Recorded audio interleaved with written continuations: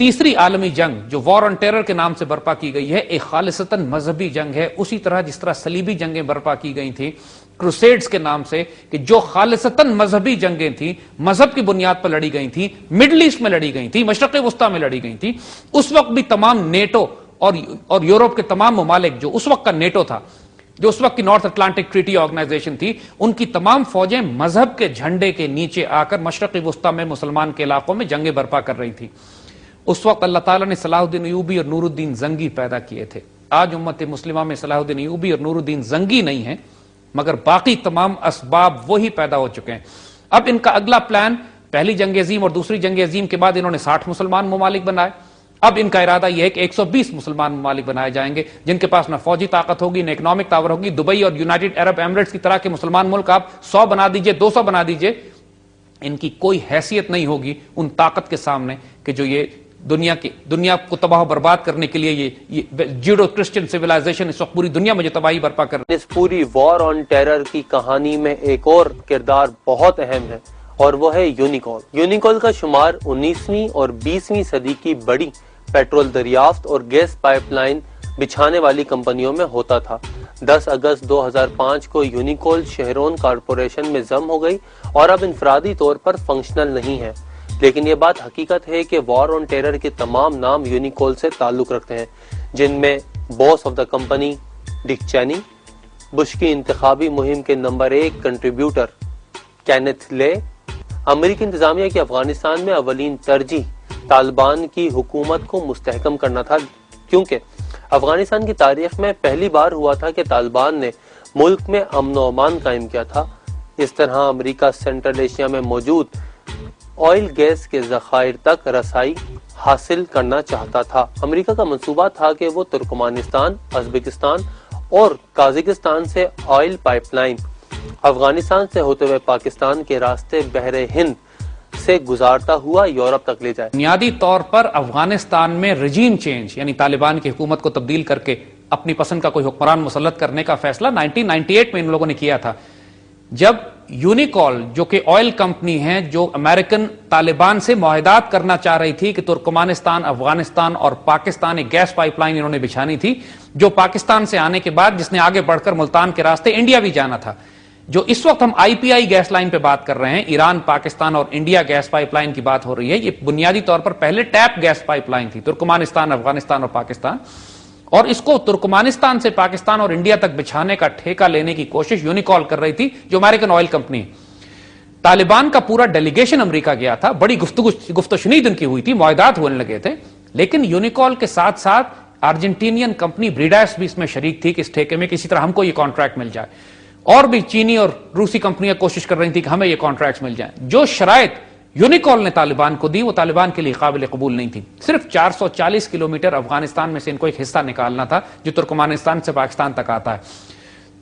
لیکن جب طالبان نے انکار کر دیا کہ ہم کانٹریکٹ یونیکول کو نہیں دیں گے تو یونیکول نے ایک پریزنٹیشن دی امریکن کانگریس کو اور اس میں یہ کہا کہ ہمارے نیگوسیشنز ٹوٹ گئے ہیں، پوری رپورٹ پیش کی، اور اب اگر ہم چاہتے ہیں کہ اس گیس پائپ لائن کو بنائیں تو ہمیں افغانستان میں ایک رجیم چینج کی ضرورت ہے. اور اس کے بعد امریکن فارن پالیسی نے فیصلہ یہ کیا گیا کہ پہلے افغانستان کو ٹارگٹ کیا جائے گا. 9/11 کا ڈرامہ اس کے بعد رچایا گیا تھا.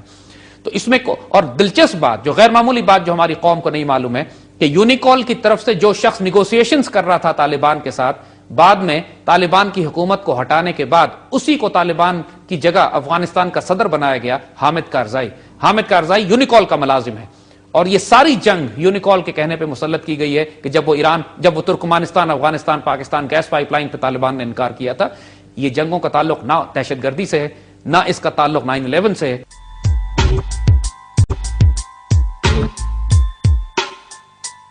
اسی سلسلے میں سید رحمت اللہ ہاشمی جو کہ طالبان حکومت کے وزیر تھے، امریکہ کے سرکاری دورے پر اس پائپ لائن منصوبے کو حتمی شکل دینے کے لیے گئے، جہاں ان کے امیج کو بھی بہتر بنانے کی کوشش کی گئی. لیکن جب طالبان نے ارجنٹائن کے آئل فرم سے آئل پائپ لائن پر مذاکرات کیے تو امریکہ نے طالبان کو کھل کر دھمکی دی کہ either accept carpet of gold or get a carpet of bombs. اور پھر وہی ہوا. ورلڈ ٹریڈ سینٹر پر ہونے والے حملوں کو جواز بنا کر امریکہ نے افغانستان کو تہس نہس کر دیا اور پھر حامد کرزئی جیسے پپٹ کی شکل میں ایک مرتبہ پھر اس شخص کے ملک کا صدر بنایا جو پہلے ہی یونیکول کا ریجنل ہیڈ رہ چکا ہے۔ بش نے افغانستان میں اپنا سفیر زلمے خلیل زادے کو بنایا جو کہ یونیکول کے سابق مشیر تھے۔ یہ سب کر لینے کے بعد امریکہ نے جو کام سب سے پہلے کیا وہ تھا افغانستان اور پاکستان کے درمیان گیس پائپ لائن منصوبہ۔ یہ 21ویں صدی کا امریکن ایجنڈا جس کا ہم نے ذکر پہلے کیا ہے کہ پولیٹیکل سیاسی اسلام کے تصور کو بھی تباہ کرنا ہے، مسلمان خطوں کو چھوٹا چھوٹا کرنا ہے، گریٹر اسرائیل کے راستے پر تیار کرنے ہیں، مسلمان دنیا کے نیوکلیئر اور میسائل پروگرام کو تباہ کرنا ہے، اور روس اور چین کا حصار قائم کرنا ہے، ان سارے آبجیکٹو کو اچیو کرنے کے لیے اس جنگ کا آغاز 9/11 کے ڈرامے کے بعد کیا گیا۔ جس طرح امریکہ دوسری جنگ عظیم میں پرل ہاربر کے بعد جنگ میں شامل ہوا تھا، اس سے پہلے امریکن قوم تیار نہیں تھی کہ دوسری جنگ عظیم میں جو یورپ کی اور روس کی اور جاپان کی لڑائی ہے اس میں امریکہ کیوں شامل ہو۔ تو امریکن قوم کو گھسیٹنے کے لیے اس جنگ میں ایک ڈرامہ رچایا گیا تھا پرل ہاربر کا، اس بات کے باوجود کہ اچھی طرح سے برٹش انٹیلیجنس کو، برٹش نیول انٹیلیجنس اور امریکن نیول انٹیلیجنس کو معلوم ہو چکا تھا کہ جاپانی پرل ہاربر پہ حملہ کرنے کے لیے آ رہے ہیں، انہوں نے جان کر یہ حملہ ہونے دیا، کیونکہ اس کے نتیجے میں امریکن قوم ایک جو بگڑ کر غصے میں طوفان برپا کیا اس کے نتیجے میں امریکہ کھچ کے پھر اس جنگ میں آیا، جس جنگ میں اگر برٹن اور یورپ اکیلے لڑ رہے ہوتے تو شکست کھا جاتے۔ یہودیوں کو ضرورت تھی ان کی تو امریکہ کو گھسیٹ لیا۔ اسی طرح اسرائیلیوں کو، زائنس کو، یہودیوں کو ضرورت تھی اس پوری دنیا میں تباہی اور طوفان برپا کرنے کے لیے امریکہ کی، اس لیے 9/11 امریکہ میں کرایا گیا۔ اگلا 9/11 ابھی انہوں نے کرانا ہے، وہ اس لیے کہ افغانستان میں جو نیٹو فورسز ہیں وہ تیار نہیں ہو رہی ہیں کمبیٹ آپریشنز میں شامل ہونے میں۔ اس وقت جتنے کمبیٹ آپریشنز ہیں کینیڈین، برٹش اور امریکن ٹروپس کر رہے ہیں،